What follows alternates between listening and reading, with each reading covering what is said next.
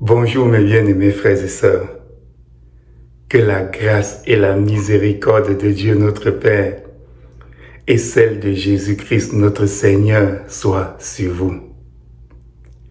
Mes bien-aimés, lorsqu'on lit les Saintes Écritures, on constate que la nature de l'homme est associée à la gloire. Et comment? Eh bien, lorsque Dieu créa toutes choses, au 6e jour, il créa l'homme à son image. Et parce que l'homme est à l'image de Dieu, il est naturel qu'il recherche la gloire, tout comme il est naturel pour Dieu de rechercher la gloire. D'ailleurs, c'est Dieu lui-même qui le premier donna à l'homme un sujet pour se glorifier. Et où est-ce qu'on peut voir cela? Eh bien, dans le livre de la Genèse, au chapitre 2, les versets 18 à 20, il est dit ceci. L'Éternel dit, « Il n'est pas bon que l'homme soit seul. Je lui ferai une aide semblable à lui. » L'Éternel Dieu forma de la terre tous les animaux des champs et tous les oiseaux du ciel, et il les fit venir vers l'homme pour voir comment il les appellerait, et afin que tout être vivant portât le nom que lui donnerait l'homme. Et l'homme donna des noms à tout le bétail, aux oiseaux du ciel et à tous les animaux des champs. Mais pour l'homme, il ne trouva point d'aide semblable à lui. Ici donc, on voit l'Éternel donner le pouvoir à l'homme de nommer comme il veut les animaux des champs et tout être vivant. Voilà donc un premier sujet donné par Dieu à l'homme pour se glorifier. Et plus tard, après le déluge, au chapitre 9 du livre de la Genèse, les versets 2 et 3, on peut lire ceci. Vous serez un sujet de crainte et d'effroi pour tout animal de la terre, pour tout oiseau du ciel, pour tout ce qui se meut sur la terre et pour tous les poissons de la mer. Ils sont livrés entre vos mains. Tout ce qui se meut et qui a vie vous servira de nourriture. Je vous donne tout cela comme l'herbe verte. Nous voyons encore ici Dieu donner à l'homme cette gloire de posséder le pouvoir de vie et de mort sur les animaux de la terre. Ainsi donc, il est naturel pour l'homme de rechercher cette gloire, car il a été créé à l'image de Dieu. Et c'est l'Éternel lui-même qui le premier donne à l'homme un sujet pour se glorifier. Mais, si c'est de la nature de l'homme de rechercher la gloire, doit-il pour autant se glorifier en toutes choses? Et sinon, en quoi l'homme devrait-il se glorifier? D'abord, comment un dictionnaire définirait-il le terme « se glorifier » ? Eh bien, le dictionnaire Larousse définit le terme « se glorifier » comme étant ceci. Se glorifier, c'est tirer vanité de quelque chose, c'est se vanter, c'est se flatter de quelque chose. Avec cette définition, ma question devient donc ceci. L'homme devrait-il tirer vanité de toute chose?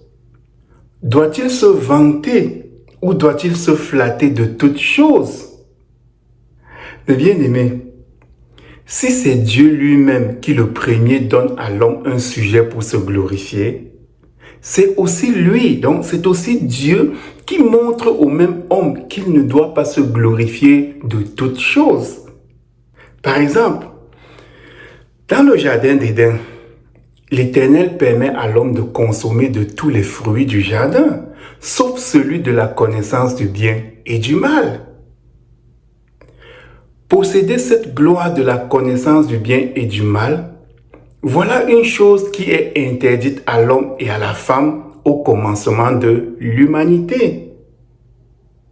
Mais Satan va venir séduire la femme qui va aller consommer de ce fruit, puis en proposer à son mari. Et pourquoi? Eh bien, parce que la consommation de ce fruit allait leur conférer cette gloire de connaître le bien et le mal. Mais pourtant, cette gloire leur avait été interdite par Dieu. Mais pour quelle raison? Certaines personnes doivent se le demander. Pour quelle raison Dieu leur avait-il refusé cette gloire de la connaissance du bien et du mal au commencement de toutes choses?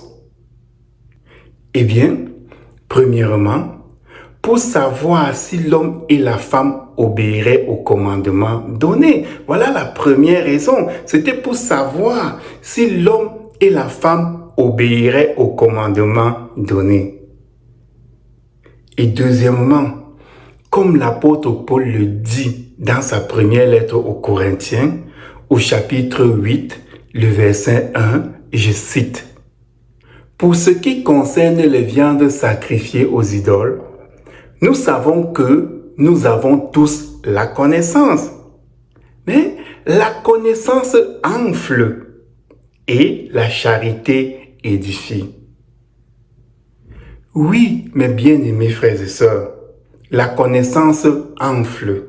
Voilà certainement pourquoi Dieu ne voulait pas que l'homme et la femme, à ce stade de leur existence, aient accès à cette connaissance du bien et du mal qui allait les enfler, les rendant moins humbles. Mais qu'à cela ne tienne, nous constatons que selon les plans de Dieu, l'homme ne doit pas se glorifier de toutes choses, même si c'est naturel pour lui de rechercher la gloire. En quoi donc l'homme pourrait-il se glorifier? Et en quoi l'homme ne pourrait-il pas se glorifier?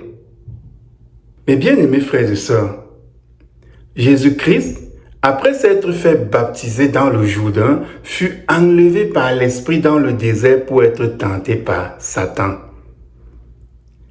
Et après avoir été tenté de toute façon, Satan lui présenta tous les royaumes de la terre, leur puissance et leur gloire, puis demanda à notre Seigneur de lui faire allégeance pour posséder toutes ces choses.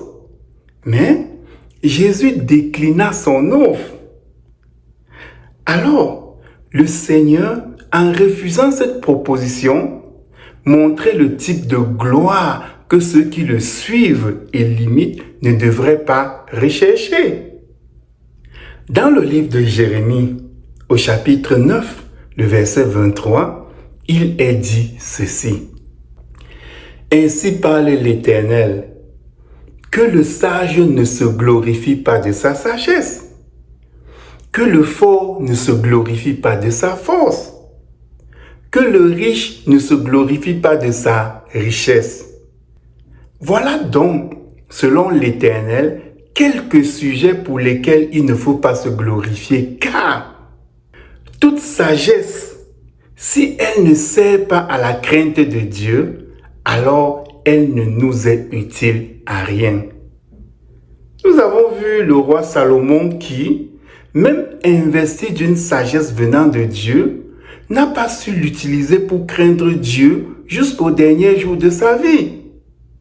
Ainsi, cette sagesse lui a apporté la gloire, certes, mais elle lui a aussi apporté la déchéance, car à cause d'elle, il a possédé toutes ces femmes étrangères qui l'ont poussé à oublier la crainte de Dieu pour ainsi infester Israël des hauts lieux et de faux dieux. Et qu'est-ce qui s'est passé après? L'Éternel n'était pas content de lui. Toute force, si elle ne nous sert pas à l'œuvre de Dieu, alors elle ne nous est utile à rien. Nous avons vu le roi Saül, à qui Dieu a donné la force et la puissance afin de gouverner la nation d'Israël. Nous avons vu Saül, disais-je, nous l'avons vu trébucher à cause de cette puissance qui lui avait été octroyée, érigeant un monument à son honneur après que l'Éternel lui ait donné une victoire sur un peuple ennemi. Et c'est l'orgueil que lui a conféré cette puissance reçue de Dieu qui l'a finalement mené à sa perte. Toute richesse, si elle ne nous sert pas à honorer Dieu, alors elle ne nous est utile à rien. On se souvient tous de l'histoire du riche qui vivait dans l'abondance, tandis que le pauvre Lazare à sa porte mourait de faim. Le riche, de son vivant, n'ayant pas fait de Lazare son ami avec ses richesses injustes, a souffert plus tard de la faim et de la soif, tandis que le pauvre Lazare était dans l'opulence dans des tabernacles éternels. Si cet homme riche avait honoré Dieu en s'occupant de Lazare, il n'aurait pas souffert de la faim et de la soif plus tard, car dans le livre des Proverbes, au chapitre 19, le verset 17, il est dit ceci. Celui qui a pitié du pauvre prête à l'Éternel, qui lui rendra selon son œuvre. Quand donc l'Éternel, dans le livre de Jérémie au chapitre 9, le verset 23 dit « Que le sage ne se glorifie pas de sa sagesse, que le fort ne se glorifie pas de sa force, que le riche ne se glorifie pas de sa richesse. » Il continue en disant ceci. Mais que celui qui se glorifie d'avoir de l'intelligence de me connaître, de savoir que je suis l'Éternel, qui exerce la bonté, le droit et la justice sur la terre, car c'est à cela que je prends plaisir, dit l'Éternel. Voyez-vous en quoi il faut se glorifier selon l'Éternel? Il faut se glorifier d'avoir de l'intelligence et de connaître Dieu, de savoir qu'il est l'Éternel et qu'il exerce la bonté, le droit et la justice sur la terre. Voyez-vous, il ne faut pas se glorifier d'avoir seulement de l'intelligence, car beaucoup de gens dans le monde se glorifient d'avoir de l'intelligence.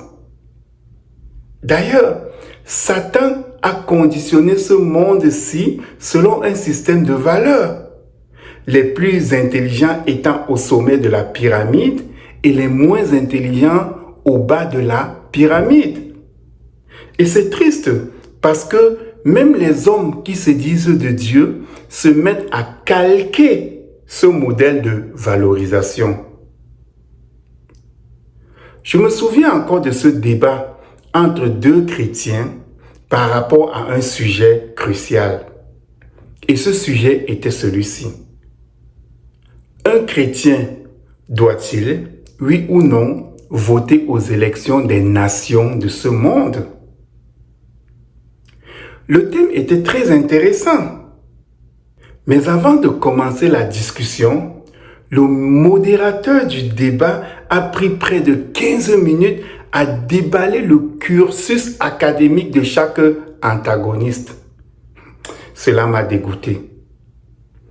Qu'est-ce que les compétences académiques ont-elles à voir avec un sujet qui concerne les enfants du royaume de Dieu? On aurait présenté ces personnes comme étant pleines de sagesse divine et d'Esprit Saint, que cela aurait fait du sens. Mais de là à les présenter comme on présenterait des antagonistes participant à un débat mondain, ça m'a choqué. Les enfants de Dieu doivent-ils se glorifier de leur diplôme universitaire ou doivent-ils se glorifier de connaître l'Éternel? Les enfants de Dieu doivent-ils se glorifier d'avoir de belles maisons ou doivent-ils se glorifier de connaître l'Éternel? Les enfants de Dieu doivent-ils se glorifier d'avoir de belles voitures ou doivent-ils se glorifier de connaître l'Éternel? Les enfants de Dieu doivent-ils se glorifier d'être en train de réussir leur vie comme les païens réussissent leur vie ou doivent-ils se glorifier de connaître l'Éternel? C'est la connaissance de l'Éternel qui nous fait comprendre ses plans pour l'humanité. Et ceux qui comprennent les plans de l'Éternel vivent en ce monde comme des pèlerins et des voyageurs, aspirant à une cité qui n'est pas de cette terre. Voilà pourquoi ces soi-disant hommes de Dieu qui se glorifient avec ce qu'ils possèdent en ce monde ne sont pas des hommes du Dieu véritable. Voilà pourquoi ces soi-disant hommes de Dieu qui recherchent et promettent la prospérité en ce monde à leurs fidèles ne sont pas des hommes du Dieu véritable.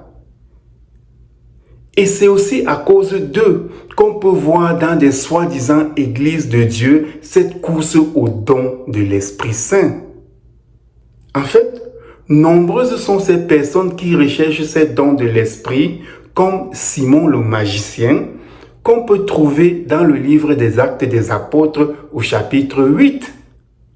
Ils ont tellement besoin de ces dons qu'ils les achèteraient avec de l'argent si cela était possible.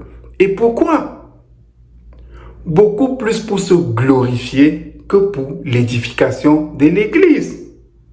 Or, ces dons sont octroyés pour l'édification de l'Église.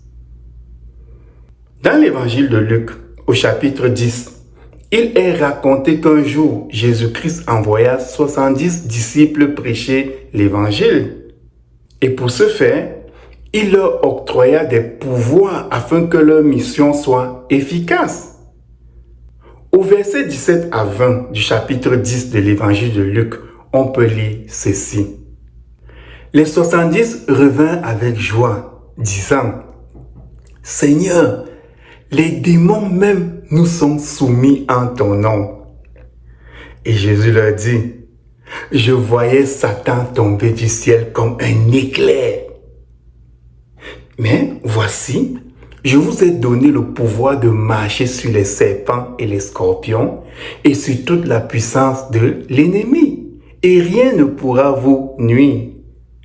Cependant, ne vous réjouissez pas de ce que les esprits vous sont soumis, mais réjouissez-vous de ce que vos noms sont écrits dans les cieux. » Voyez-vous, ici, Jésus-Christ montre en quoi il faut vraiment se glorifier. Il dit que ce n'est pas ce que nous possédons, ni même le fait que des êtres en tout genre nous soient soumis, qui doit nous permettre de nous glorifier, mais c'est d'être inscrit dans le livre de la vie qui est dans les cieux, qui doit nous permettre de nous glorifier. Ceci rejoint ce qui est dit dans le livre de Jérémie au chapitre 9, les versets 23 et 24, que nous avons mentionné plus tôt et qui disait ceci. « Ainsi parle l'Éternel, que le sage ne se glorifie pas de sa sagesse, que le fort ne se glorifie pas de sa force, que le riche ne se glorifie pas de sa richesse, mais que celui qui se glorifie d'avoir l'intelligence et de me connaître, de savoir que je suis l'Éternel qui exerce la bonté, le droit et la justice sur la terre, car c'est à cela que je prends plaisir, dit l'Éternel. » Oui, mes bien-aimés frères et sœurs, l'Éternel prend plaisir de voir les hommes et les femmes se glorifier de le connaître plutôt que de se glorifier de ce qu'ils possèdent. Mes bien-aimés, dans un premier temps, en cette leçon, nous avons vu qu'il était normal que les hommes veuillent se glorifier car, par leur nature qui est à l'image de celle de Dieu, ils sont voués à la gloire. Mais si les hommes doivent se glorifier, ils ne doivent pas se glorifier en toutes choses au risque de tomber dans l'orgueil.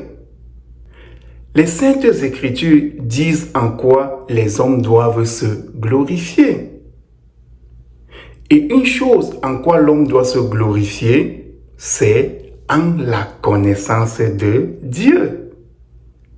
C'est cette connaissance de Dieu qui lui permet d'être agréable à l'Éternel, puis hériter du royaume de Dieu.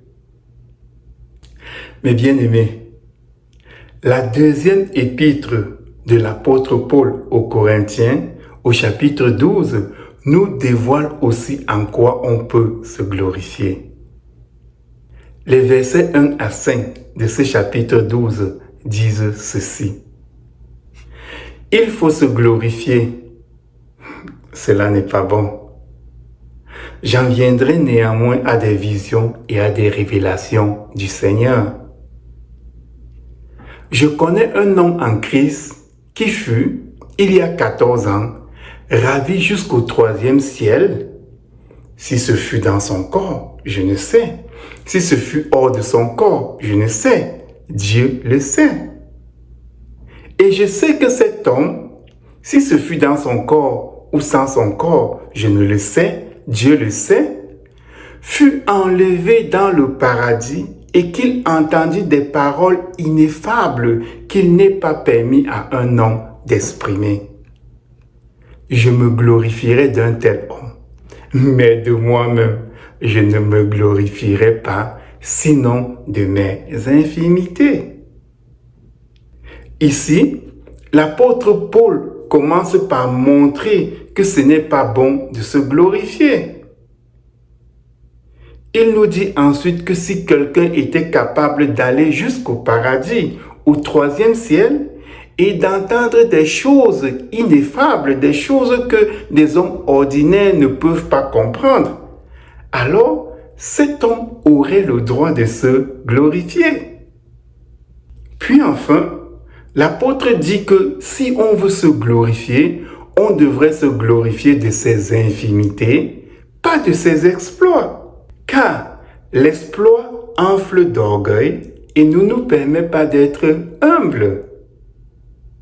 L'apôtre Paul a tellement réalisé des exploits que pour qu'il ne s'enorgueillisse pas, le Seigneur lui a planté une écharde dans la chair, un ange de Satan pour le souffleter. Et malgré les supplications de l'apôtre afin que le Seigneur le délivre de cet ange de Satan, le Christ lui a dit ceci. Ma grâce te suffit, car ma puissance s'accomplit dans la faiblesse. Écoutez bien, ma grâce te suffit, car ma puissance s'accomplit dans la faiblesse. Alors, l'apôtre Paul conclut en disant ceci. Je me glorifierai donc bien plus volontiers de mes faiblesses, afin que la puissance de Christ repose en moi. Glorifions-nous volontiers de nos faiblesses, afin que la puissance de Christ repose sur nous. Et l'apôtre Paul continue en disant, c'est pourquoi je me plais dans les faiblesses, dans les outrages, dans les calamités, dans les persécutions, dans les détresses pour Christ. Pour Christ. Car quand je suis faible, c'est alors que je suis fort. Mais bien aimé, beaucoup de gens pensent que la faiblesse pour Christ est une mauvaise chose. Notez bien que, comme l'apôtre Paul, j'ai dit la faiblesse pour Christ. Être faible pour Christ, c'est accepter les outrages, les calamités, les persécutions, les détresses, etc., sans se défendre, même si on est fort. Et tout ceci pour respecter les commandements de Christ. Voilà comment on est faible pour Christ. Dans l'évangile de Matthieu, au chapitre 5, les versets 11 et 12, il est dit ceci. Heureux serez-vous lorsqu'on vous outragera, qu'on vous persécutera et qu'on dira faussement de vous toutes sortes de mal à cause de moi.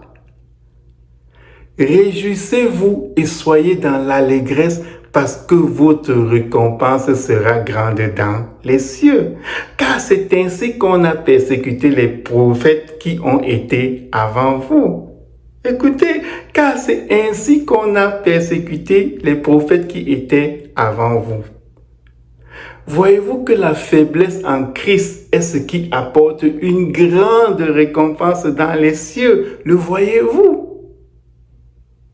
Les gens ne se rendent pas compte de comment cela peut être difficile de devenir faible pour Christ, car tout enfant de Dieu est investi dans les cieux d'un pouvoir que certains ne savent même pas. Et parce qu'ils sont enfants de l'Éternel, tout ce qu'ils demandent leur est accordé par Dieu. Être donc faible pour Christ, c'est de savoir, comme Jésus-Christ lui-même, qu'on peut avoir 12 légions d'anges pour nous venir au secours, mais de se laisser humilier. Être faible pour Christ, c'est de savoir, comme Jésus-Christ lui-même, qu'on peut avoir 12 légions d'anges pour nous secourir, mais de se laisser lapider comme Étienne s'est laissé tuer. Si donc on atteint ce niveau de résilience, on peut se glorifier, car c'est à ce moment que la puissance de Christ s'accomplit en nous. Mes bien-aimés, n'hésitez pas à vous laisser humilier pour Christ. Écoutez, quand les apôtres étaient battus de verge pour Christ, ils rendaient grâce à Dieu d'avoir été jugés dignes d'être des disciples de Christ. Vous aussi, si vous êtes faible pour Christ, réjouissez-vous de vos outrages, de vos persécutions, de vos humiliations, parce que vous respectez le commandement de Christ. Réjouissez-vous et glorifiez-vous pour ces outrages, car votre récompense est grande dans les cieux. En conclusion donc, mes bien-aimés frères et sœurs, c'est naturel pour l'homme et la femme de vouloir se glorifier pour telle chose ou bien pour telle autre chose, car la gloire est dans leur génétique. Ils sont faits à l'image de Dieu, et si c'est naturel pour Dieu de se glorifier de ses œuvres, alors ça l'est aussi pour l'homme et pour la femme. Seulement, l'homme et la femme ne devraient pas se glorifier de toutes choses au risque de tomber dans le piège de l'orgueil.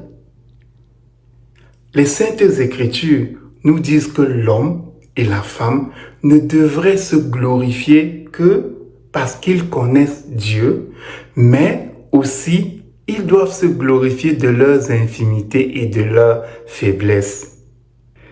C'est la connaissance de Dieu qui permet qu'on lui soit agréable. Et c'est accepter ses faiblesses et ses infimités qui font que la puissance de Christ s'accomplit en nous. Prions donc que la connaissance de Dieu nous soit donnée par son Esprit Saint et que nous ayons la résilience nécessaire pour accepter notre faiblesse pour Christ. Soyez bénis, mes bien-aimés frères et sœurs.